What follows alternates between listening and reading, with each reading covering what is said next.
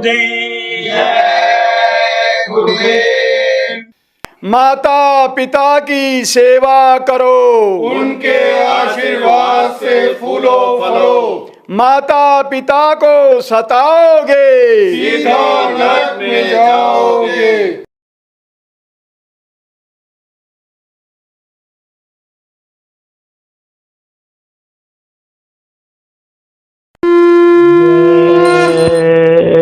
गुरुदेव। उद्धार की है शक्ति अपार, गुरुदेव तुम्हारे हाथों में, पतितों का भी होता सुधार, सरकार तुम्हारे हाथों में।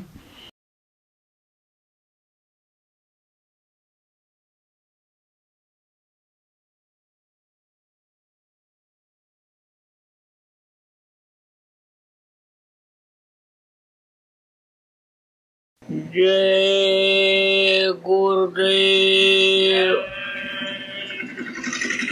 सर्वसमर्थ सर्वकृष्णमणि परम पूज्य गुरु जी महाराज, उपस्थित सभी प्रेमी बच्चे एवं बच्चियों,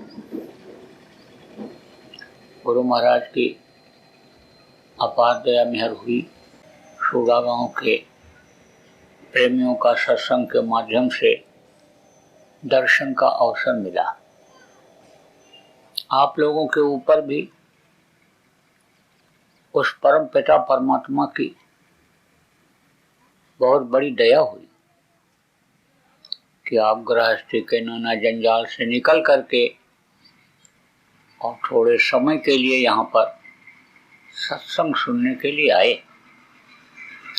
बाकी लोग तो इस कदर फंसे हुए हैं कि जैसे कटोरे में मक्खी फंस जाती है। कोई प्लेट हो, कटोरा हो, उसमें आप शहद रख दो तो एक मक्खी तो आती है और प्लेट के ऊपर शहद को खा करके उड़ करके चली जाती है, और दूसरी आती है उसी में कूद पड़ती है। खाती तो खूब है शहद, लेकिन उसके पंख फंस जाते हैं, निकल नहीं पाती है। तो देखो, ये गृहस्थी है। बाल बच्चे, खेती, नौकरी, व्यापार, घर, मकान, ये सब क्या है? ये गृहस्थी के अंतर्गत आता है। गृहस्थी में इस कदर लोग फंस रहे हैं कि जैसे मक्खी फंस जाती है, जैसे मकड़ी जाला बनाती है। किस लिए बनाती है? अपने सुख के लिए, आराम के लिए, रहने के लिए, लेकिन उससे बाहर नहीं निकल पाती। उसी में वो खत्म हो जाती है, उसका जीवन खत्म हो जाता है। ऐसे ही लोग अपने सुख के लिए घर मकान बनाते हैं, धन संपत्ति इकट्ठा करते हैं, लेकिन एक तो सुख मिलता ही नहीं। सुख तो इस दुनिया संसार में है ही नहीं। सच पूछो तो कोई सुखी है ही नहीं, सब दुखी हैं। लेकिन सुख के लिए बनाता है, लेकिन ये नहीं सोचता है कि इसको हमको छोड़ करके भी जाना पड़ेगा। आप समझो, आप इतने लोग बैठे हो, कुछ ही लोग इसमें ऐसे होंगे जो अपने बनाए घर में रहते होंगे, और अपना घर बनाए भी होंगे तो कुछ न कुछ बाप दादों का, पूर्वजों का बनाया हुआ होगा ही। अब जिस घर में आप रहते हो, इसी घर को बाप दादा भी यही कहते कहते चले गए, यह घर मेरा, यह घर मेरा, यह घर मेरा। कैसे माना जाए कि ये आपका घर होगा? एक समय ऐसा आएगा कि जिस घर को बनाने में लगे हुए, जिस घर को सजाने संवारने में लगे हुए, रंगाई पुताई करने में लगे हुए, उसी घर से बाहर निकाल दिए जाओगे। फिर वहां कोई रहने नहीं देगा।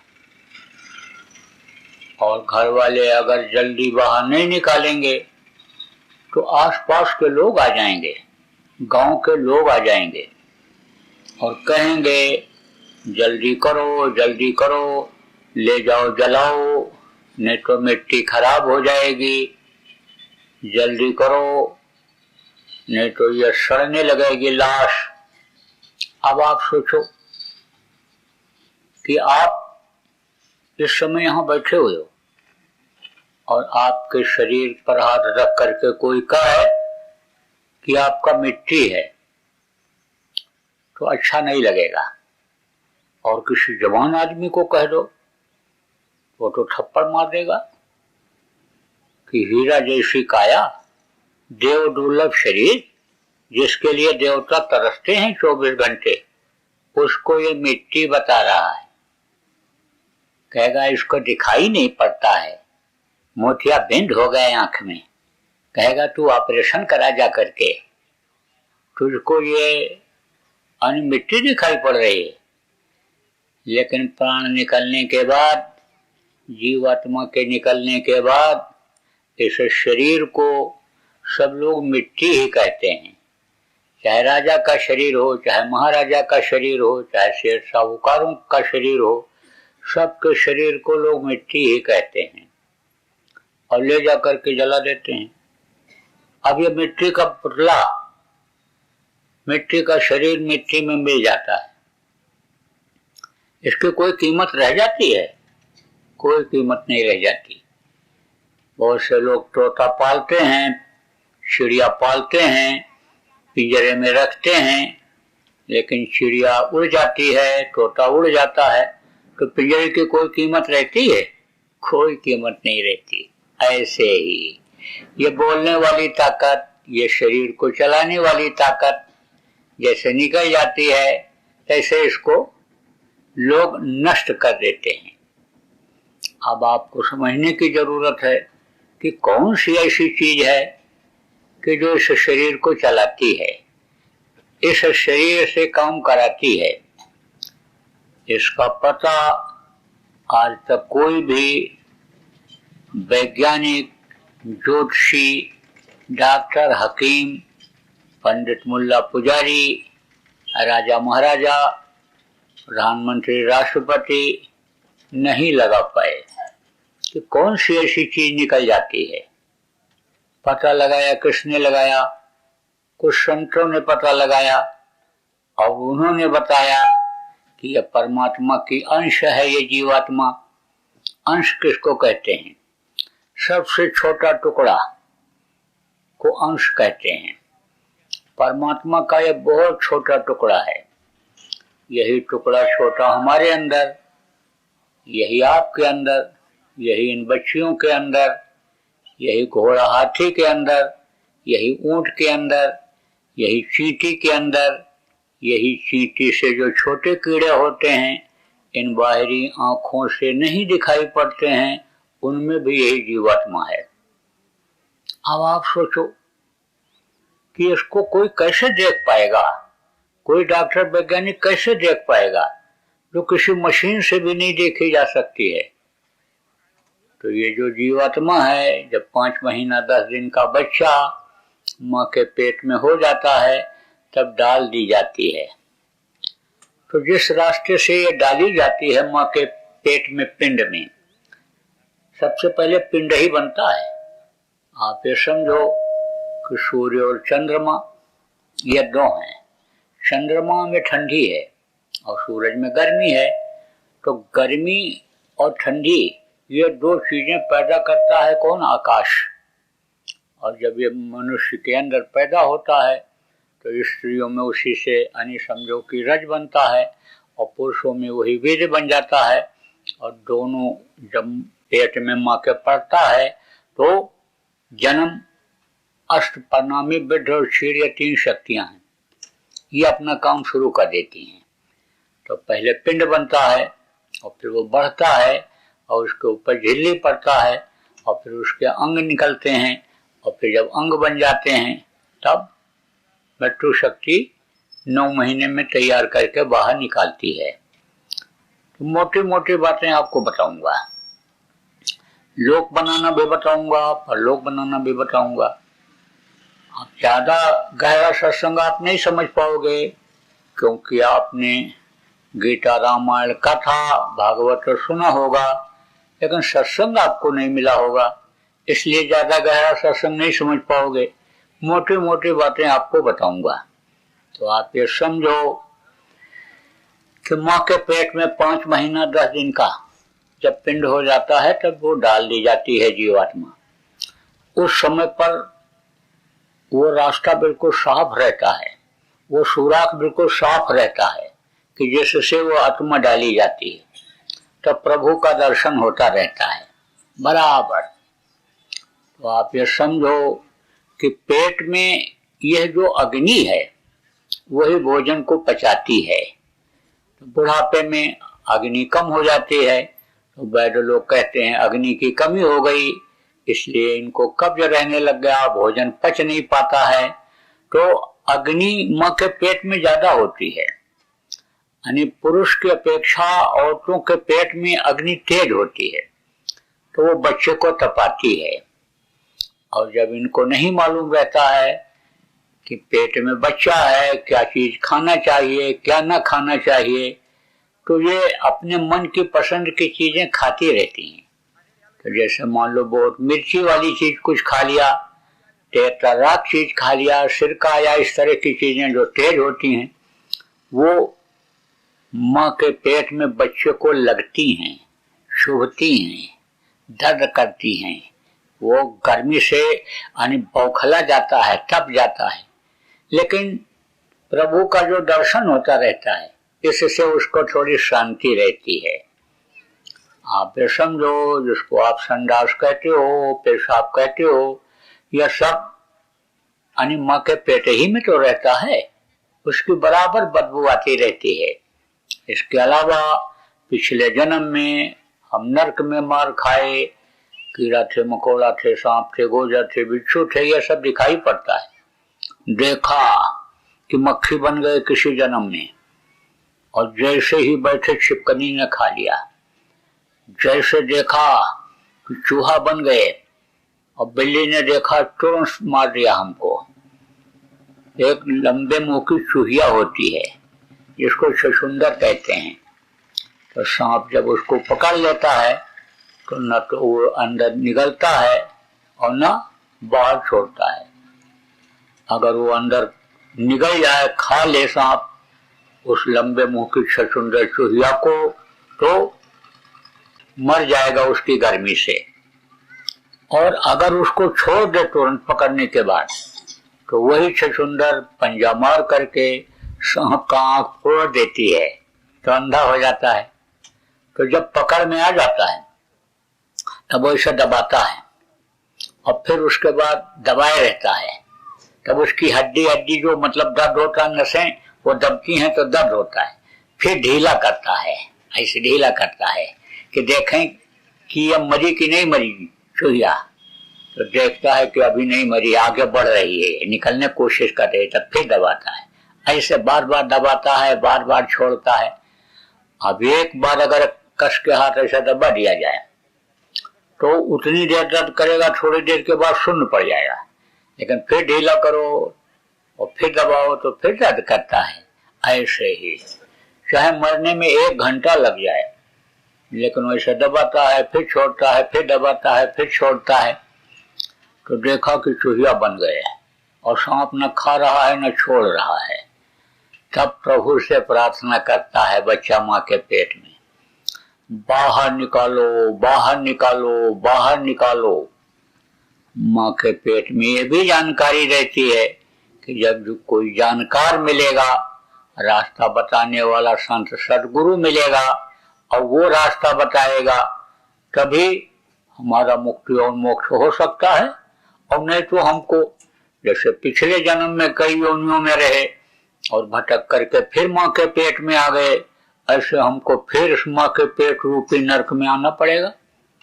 तो वादा करता है कि बाहर निकालो, समर्थ गुरु की तलाश करके रास्ता लेकर दिन रात भजन करूंगा। अब आप ये समझो, आपको माँ के पेट की बात याद नहीं है, लेकिन आज आपको तरीका बताऊंगा। आपको कई जन्मों की बातें याद आ सकती हैं और कई जन्मों का दृश्य आप बैठ करके देख सकते हो हम कब कहाँ थे। तो आप ये समझो कि जितने भी लोग आप यहाँ बैठे हुए हो, सब लोग वादा किए थे कि बाहर निकल करके भजन करेंगे, इस जीवात्मा को मुक्ति और मोक्ष दिला देंगे। मुक्ति मोक्ष किसको कहते हैं? शमशान घाट पर जाते हो तो कहीं कहीं लिखा रहता है मुक्ति धाम मोक्ष धाम। अब कोई मुर्दा लेकर के जाए, जलाने में अगर कोई दिक्कत आ जाए, एक दिन के बजाय 2 दिन लग जाए, तो कोई वापस मुर्दा लाता है? फिर वापस नहीं लाता है, जला करके ही आता है। ऐसे ही जहां से वापस ना आना हो वो मुक्ति कहलाता है। तो आप ये समझो कि ये जो जीवात्मा परमात्मा की अंश है, ये जब तक परमात्मा के पास नहीं पहुंच जाती है तब तक इसको मुक्ति मोक्ष नहीं मिलने वाला है। अब आप समझो इस मनुष्य शरीर पाने का मतलब कि ये इसी काम के लिए उसने दिया है, और देने से पहले कहा कि अब तुमको तो मैं बना करके तैयार करके बाहर भेजता हूं, लेकिन बिल्कुल आजाद कर दूंगा। हाथ पैर आंख कान ये सब तुम्हारा तैयार कर दिया, अब तुमको आजादी रहेगी। हाथ से अच्छा करो बुरा करो, पैर से अच्छे काम के लिए जाओ बुरे काम के लिए जाओ, आंख से अच्छा देखो बुरा देखो, कान से अच्छा सुनो बुरा सुनो, मुंह से अच्छा बोलो बुरा बोलो। उस समय सजा तुमको नहीं मिलेगी, लेकिन इन कर्मों की सजा तुमको भोगनी पड़ेगी। एक समय ऐसा आएगा जब तुम्हारा समय पूरा हो जाएगा, तब कर्मों की सजा तुमको भोगनी पड़ेगी। ये वो बोल देता है। अब इन चीजों को भूल जाते हैं। तो आप देखो कि राम कथा, कृष्ण कथा, महाभारत की कथा, अन्य देवी देवताओं की कथा लोग सुनाते हैं। 4 वेद 6 शास्त्र 18 पुराण की बातें लोगों को बताते हैं सुनाते हैं, लेकिन आप समझो कि यह बात लोग नहीं बताते हैं कि भाई यह मनुष्य शरीर तुमको फिर जल्दी नहीं मिलने वाला है, और मनुष्य शरीर ये देव दुर्लभ शरीर है, देवता तरसते हैं इसके लिए। कुछ समय के लिए वो भी मांगते रहते हैं कि हमको अगर मिल जाए नर समान ने कौनो देही, जीव चराचर जाते हैं, थोड़े समय के लिए हमको मिल जाए, हम अपना काम बना लें। तो ये श्रेष्ठ शरीर है। आप समझो कि अपना काम और पराया काम क्या होता है। यही जैसे मैंने आपको बताया कि जिस काम को करने में लगे हुए वो दूसरों के काम चीजें आने वाली हैं, जिस मकान को जमीन को रुपया पैसा को अपना कहते हैं, एक समय जब आएगा और वो छूटेगा, शरीर छूटेगा, तब वो दूसरों का हो जाएगा। अपना काम क्या है? इस जीवात्मा को उस परमात्मा तक पहुंचाओ। और अगर समय आपका चला गया निकल गया तो आप ये समझो दोबारा फिर समय जल्दी मिलने वाला नहीं है, और यह कर्मों की सजा मिल जाएगी। तो बहुत कुछ सजा तो आदमी को जब जिंदा रहता है तभी मिल जाता है, शरीर से ही कष्ट भोगना पड़ता है। मोटे तौर से आप ये समझो कि किसी को कहा जाए कि भाई तुम ये तेल घी की चोपड़ी और बनी हुई चीजों को मत खाओ, ज्यादा मत खाओ, गर्म चीज मत खाओ, नहीं मानेगा, खा लेगा। तो कई बार संडास लेटरिन जिसको कहते हो, लेटरिन जाना पड़ेगा। कह दिया जाए भाई ठंडी है गर्म कपड़ा पहन ले, कुछ ओढ़ ले, नहीं मानेगा तो आप समझो कि बुखार हो जाएगा, जुकाम हो जाएगा ठंडी लग जाने पर। तो जब नहीं समझ में आता है, कहने पर भी लोगों के समझ में नहीं आता है, जानकारी भी नहीं हो पाती है, तो बहुत को सजा तो शरीर से यही मिल जाती है। लेकिन अब शरीर तो सबका छूटना है, जब छूट जाता है शरीर तब जीवात्मा को सजा मिलती है। ये जो परमात्मा के अंश जीवात्मा है, इसको सजा मिलती है। तो ये जो मनुष्य शरीर है, इसी तरह का शरीर पिशाच का शरीर होता है, भूत प्रेत जिसको कहते हो ना, ऐसे कभी कभी दिखाई पड़ जाते हैं। रात में ज्यादा दिखते हैं, दिन में नहीं उतना, ऐसे दिख जाते हैं भूत प्रेत। तो आदमी की तरह दिखाई पड़ जाएंगे, हाथी घोड़ा बनकर ऐसे आ जाते हैं, बैल बनकर आ जाते हैं। तो ये इसी तरह से पिशाच होते हैं, भूत प्रेत जिन पिशाच ब्रह्म, ये सब यानी राक्षसी प्रवृत्तियां हैं। तो उन्हीं यानी पिशाच के शरीर जो मनुष्य शरीर जैसा ही होता है, जैसे मनुष्य बड़ मनुष्य होते हैं, जैसे गाय नील गाय होती है, ऐसे ही यानी पिशाच होते हैं। तो पिशाच के शरीर में ये जीवात्मा बंद की जाती है और फिर सजा देते हुए, मारते हुए, काटते हुए, यानी समझो तड़पाते हुए भूख प्यास से 86,000 योजन ऊपर में जमपुरी है, वहां ले जाते हैं, पेश करते हैं। किसके सामने? जो इंसाफ करने वाला है। सिपाही अलग होते हैं। देखो, कोई गलती करता है तो सिपाही पकड़ करके ले जाते हैं, कहाँ पेश करते हैं? हथकड़ी लगा करके जज के सामने, मजिस्ट्रेट के सामने। अब वो न्याय करता है। ऐसे ही जितने भी जीव इस संसार में हैं, सबका जज, सबका मजिस्ट्रेट कौन है? यमराज। यमराज के पास पूरी जिंदगी का लेखा जोखा सब लोगों का है। बहुत से लोग कहते हैं आंख बचा करके गलत काम कर लो, क्या कोई देख रहा है? लेकिन ये नहीं मालूम कि जिसको नहीं देख पा रहे हो वो आपकी सारी अच्छाई बुराई को बराबर देखता रहता है और नोट करता रहता है।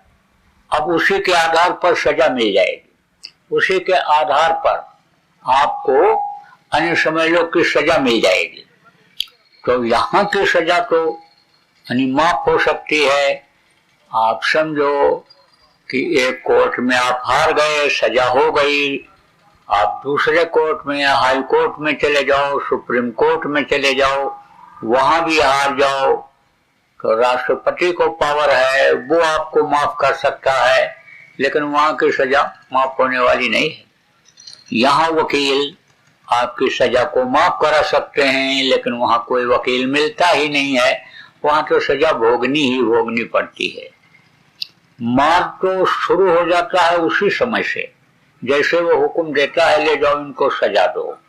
मारते हुए पीटते हुए ले जाते हैं, पैरों में से मार देते हैं, गिर जाता है, सीने के ऊपर सवार होकर के दबाते हैं, आंखें बाहर निकल आती हैं, जीभ बाहर निकल आती है। आप समझो कि जब बेहोश होने लगता है तब सीने पर से हट जाते हैं। जब देखते हैं कि अब बेहोश होने लगा तो हट जाओ, जैसे हटते हैं तैसे आंखें अंदर चली जाती हैं, जीभ बाहर जो रहती है अंदर चली जाती है, उठ के खड़ा होता है तो इसे फिर मारते हैं। हाथ पकड़ करके फेंका और गिरा, अब हाथ उखड़ने का दर्द होगा। जब तड़पते बेहोश होने लगता है तो फिर हाथ फेंक देते हैं, फिर जुड़ जाता है तो फिर पकड़ करके फेंकते हैं। आपका हाथ यहां से काट दिया जाए, उंगलियां अलग हो जाएं, उंगलियों को काटोगे तो दर्द नहीं होगा, लेकिन काट के फिर जोड़ दिया जाए, फिर काटा जाए तो फिर दर्द होता है। तो सजा भोगने के लिए ही वहां काटते हैं, जोड़ते हैं और नरकों में डाल देते हैं, बहुत समय तक रहना पड़ता है। और उसके बाद में फिर यही आत्मा सजा भोगने के लिए कीड़ा में, मकोड़ा में, सांप गोजर में, बिच्छू में डाल दी जाती है। जान बचाते फिरो। तो कोई इतने लोग यहाँ बैठे हो और एक सांप उधर से आता हुआ दिखाई पड़े तो उठ के भगोगे सब लोग। क्यों भगोगे? कि ये काट लेगा, जहर है इसमें, हम मर जाएंगे, एक बिच्छू उधर से आता दिखाई पड़े तो सब भगोगे, उठ जाओगे, एकदम भगने लगोगे बचने के लिए।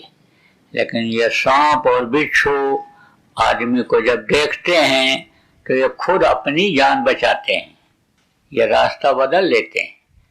तो सजा भोगने के लिए इसमें जाना पड़ता है, फिर 9 महीने मां के पेट में लटकना, फिर ये मनुष्य शरीर मिलना है।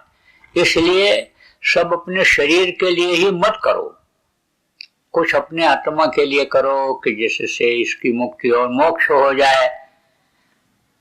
तो आप इस बात को समझो, जितने भी संत हुए सब लोगों ने यही कहा कि भगवान मिला तो मनुष्य शरीर में मिला, मिलेगा तो भगवान मनुष्य शरीर में मिलेगा, और शरीर छूटने के बाद आज तक न किसी को मिला है न मिलेगा। ये कौन बतलाता है? जो संत होते हैं।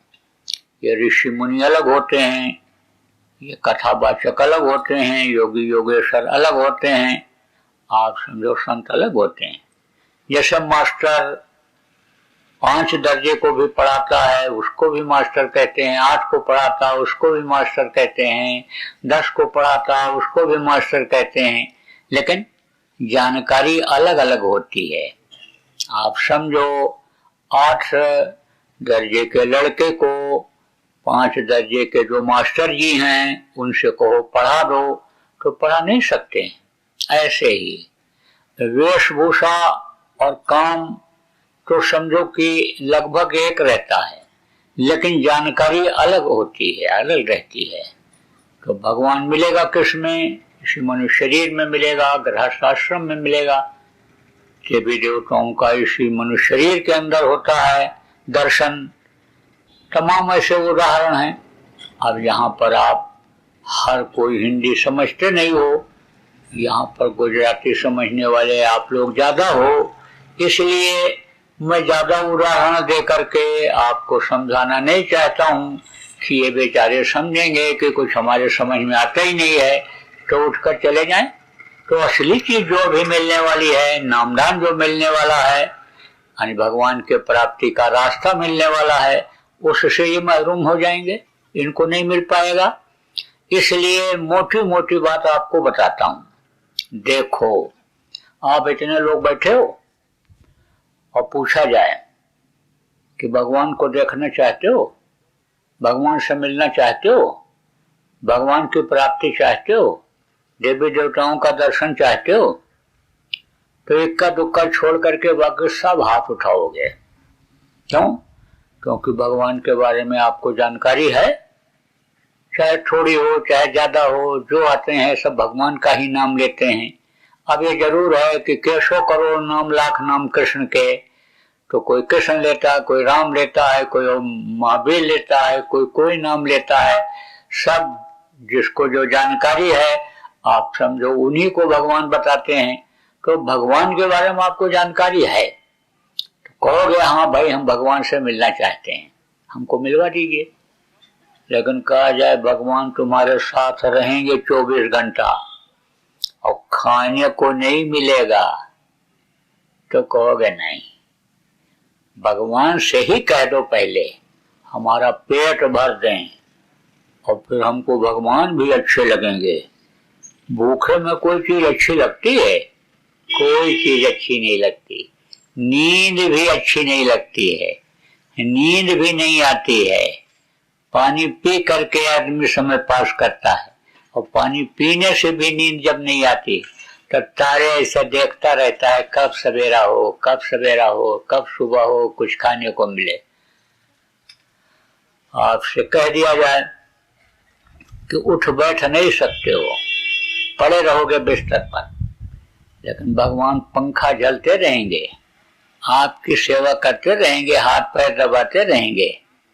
कहोगे ना, हमको भगवान से ही कह दो कि हमको ठीक कर दें, हमको बीमारी हालत से अपनी जिंदगी नहीं गुजारनी है। हम चलने फिरने लगेंगे, हाथ पैर हमारे काम करने लगेंगे। अभी तो मैं चारपाई पर पड़ा हूँ, जब हाथ पैर काम करने लगेंगे तो हम भगवान की ही सेवा करेंगे। कहा जाए कि आपका अपमान हो जाएगा, निंदा हो जाएगी, आप समाज में अपने मुंह दिखाने के लायक नहीं रहोगे, लेकिन भगवान आपके साथ रहेंगे, तब कहोगे भाई इज्जत के साथ रहना चाहते हैं। ये जो मेहनत करते हैं, पसीना बहाते हैं, खेती में ये जो अनाज उगाते हैं कि जिससे हम अच्छा कपड़ा पहन सकें, अच्छा घर मकान बना सकें, गाड़ी घोड़ा पर चल सकें, कि हमको लोग प्रणाम करने लग जाएं, सलाम करने लग जाएं, इज्जत के लिए ही तो ये मेहनत करते हैं। तो इज्जत ही नहीं रहेगी तो भगवान हमको अच्छे नहीं लगेंगे। भगवान से ही कह दो कि इज्जत के साथ हमको रखें, जब तक हम इस दुनिया में रहें इज्जत के साथ रहें। तो ये चीजें भी जरूरी हैं। आपसे कह दिया जाए कि यहाँ पालथी मारो और आंख बंद करो और ध्यान लगाओ, अभी भगवान आपको दिख जाएंगे, लेकिन 5 मिनट 10 मिनट बैठना भी इस समय आपके लिए मुश्किल है। क्यों? मन कहाँ लगा हुआ है? खाने में, देखने में, सुनने में। मन कहाँ लगा हुआ है? खेती के काम में। मन घर में बच्चों में लगा हुआ है, सामान की रखवाली में लगा हुआ है, दुकान में लगा हुआ है, दफ्तर में लगा हुआ है, मर मुकदमेबाजी में लगा हुआ है, बीमारी कैसे दूर होगी ये लगा हुआ है। तो समस्याएं इस समय बहुत हैं। तो मन कहाँ लगा है? इन समस्याओं को सुलझाने में लगा हुआ है, इस दुनिया को बनाने में लगा हुआ है। देखो कितने लोग दुनिया को बनाते बनाते चले गए। किसी को ये रहता है कि हम भी चले जाएंगे दुनिया से?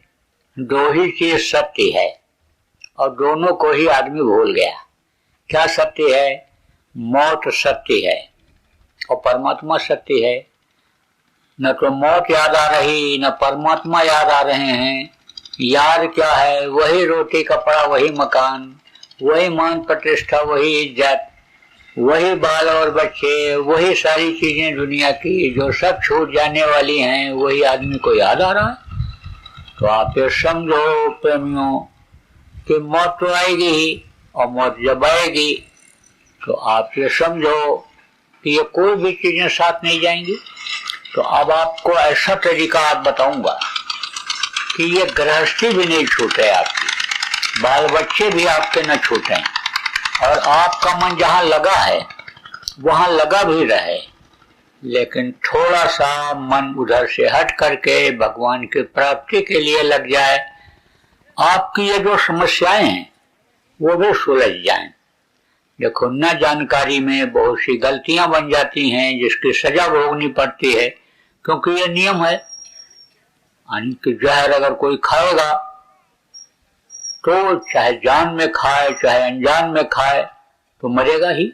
ऐसे ही चाहे जान करके गलती करे चाहे अनजान करके गलती करे, सजा तो मिलेगी मिलेगी। जो नियम है उसको अगर कोई जान करके तोड़ेगा तो सजा मिलेगी, अनजान में टूट जाएगा तो भी सजा मिलेगी। अब ये जरूर है कि हाथ जोड़ दिया, माफी मांग लिया कि नहीं जानते थे, गलती हो गई, तो उसकी तो माफी हो सकती है, लेकिन जानकारी में अगर जान करके गलती करता है तब उसको सख्त सजा मिलती है। जय गुरुदेव। बाबा उमाकांत जी महाराज अपने ही प्रेमियों के सहयोग से संस्था द्वारा जनहित का कार्य करते हैं। किसी भी व्यक्ति, संस्था व सरकार से कोई भी चंदा, चुटकी व अनुदान नहीं लेते और किसी भी तरह का व्यापार भी नहीं करते। इसलिए आप श्रोताओं को बताया जा रहा है कि बाबा जी के नाम पर किसी भी प्रकार का धन मांगने वाले व व्यापार में प्रचार करने वाले लोगों से होशियार रहिएगा। आपसे यही कहना है कि सत्संग सुनो, समझो और अच्छा लगे तो मानो। आने वाली बीमारी तकलीफों से बचने के लिए कुदरत व सरकारी नियम का पालन करो। आपके सुझाव के लिए व्हाट्सएप नंबर 9575600700 जय गुरुदेव, जय गुरुदेव।